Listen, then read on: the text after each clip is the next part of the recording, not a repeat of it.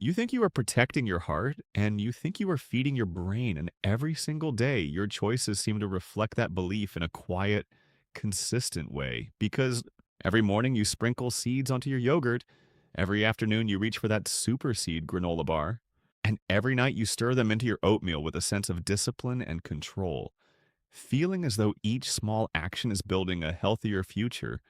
But there is a detail that often goes unnoticed. It is not dramatic or alarming.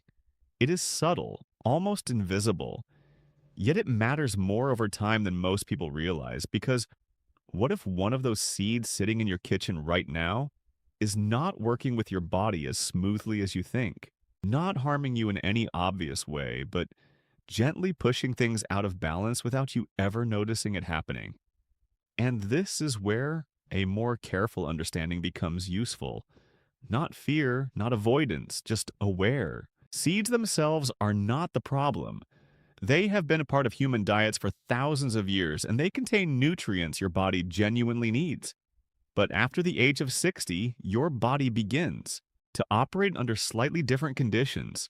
Your arteries are no longer as flexible as they once were.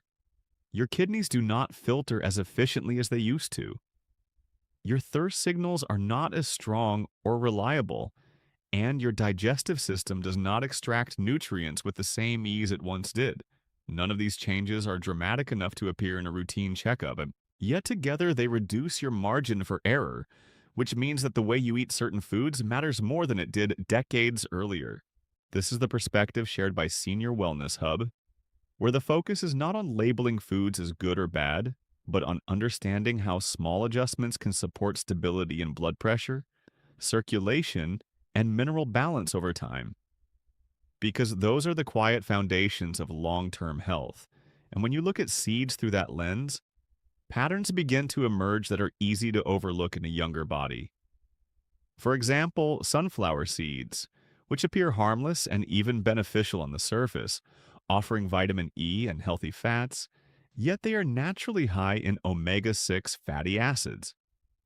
While omega 6 is not harmful in itself, the modern diet already contains large amounts of it through cooking oils and processed foods, so adding sunflower seeds daily on top of that existing intake can gradually shift the balance, especially when combined with the fact that most sunflower seeds are consumed roasted and salted, which introduces higher sodium intake. And after 60, sodium tends to influence blood pressure more noticeably. Not always in dramatic spikes, but in subtle variability that becomes harder to control. And this is why portion size and preparation matter more than the food itself. Because a small portion of unsalted sunflower seeds balanced with omega 3 sources can fit well within a healthy routine. But large daily amounts of salted seeds may quietly work against the very stability you are trying to maintain. And a similar pattern appears with sesame seeds, which feel traditional and safe, commonly used in foods like tahini and baked goods, yet they are high in phytic acid, a natural compound that can bind to minerals such as magnesium, calcium, and zinc in the digestive system, reducing how much your body absorbs.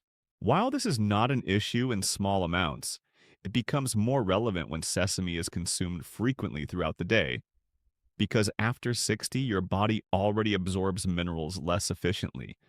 Magnesium, in particular, plays a key role in supporting relaxed blood vessels and steady heart rhythm. So, if intake appears adequate on paper but absorption is reduced, the body may not receive the full benefit, leading to subtle symptoms like lightheadedness or imbalance that are easy to dismiss. And this is why moderation and variety matter, not elimination. Simply ensuring that sesame is part of a broader pattern that includes other mineral sources. And then there are pumpkin seeds, often seen as one of the healthiest snack options available. Rich in magnesium and zinc and widely promoted as a better alternative to processed snacks, yet they are also calorie dense and high in omega 6 fats, similar to sunflower seeds. In addition, they contain oxalates, natural compounds that bind to minerals and require the kidneys to process and clear them from the body. While this is not a concern in small amounts, a daily habit of consuming large portions can place additional demand on kidney function particularly in a body that may already be slightly dehydrated. Because kidney function and blood pressure are closely linked, even small shifts in this balance can show up as subtle changes in how the body feels over time, such as heaviness in the legs or more variable pressure readings, which again highlights the importance of portion size, preparation, and hydration rather than avoidance. And then there is flaxseed, often praised for its omega-3 content and fiber, but commonly used in a way that limits its effectiveness because many people consume it whole rather than ground.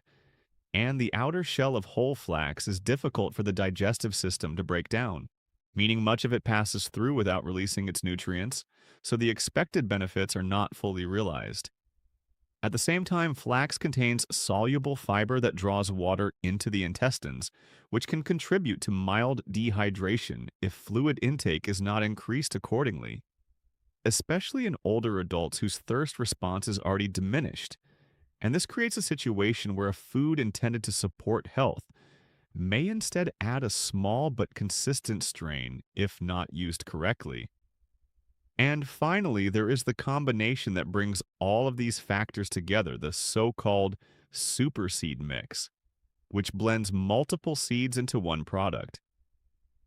Often marketed as a concentrated source of nutrition, yet when several seeds are combined in one serving, their individual characteristics are also combined, meaning omega-6 fats, phytic acid, oxalates, and dense fiber are all introduced at once, sometimes alongside added oils from processing.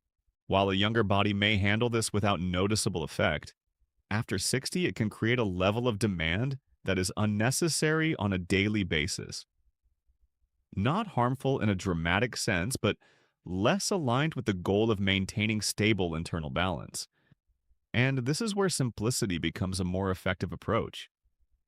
Choosing one seed at a time, preparing it properly, keeping portions moderate, and supporting it with adequate hydration.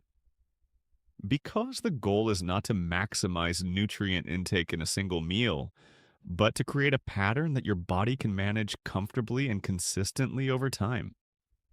And this leads to three practical steps that can be applied immediately. First, reviewing the foods already present in your kitchen to identify products that combine multiple seeds with added oils, treating them as occasional rather than daily choices. Second, simplifying your approach by focusing on one seed at a time and using it in a way that supports absorption and balance. And third, ensuring that every seed-based meal is paired with sufficient water to support digestion and kidney function. Because after 60, the body does not need more complexity, it needs more stability. And the individuals who maintain strength and clarity into later decades are often not those who chase the latest superfood trend, but those who apply small, consistent habits that respect how their body has changed. And this is the message that remains steady throughout. Not restriction, but awareness. Not fear, but adjustment. Recognizing that the difference between simply aging and aging often comes down to how well daily habits align with the body's evolving needs.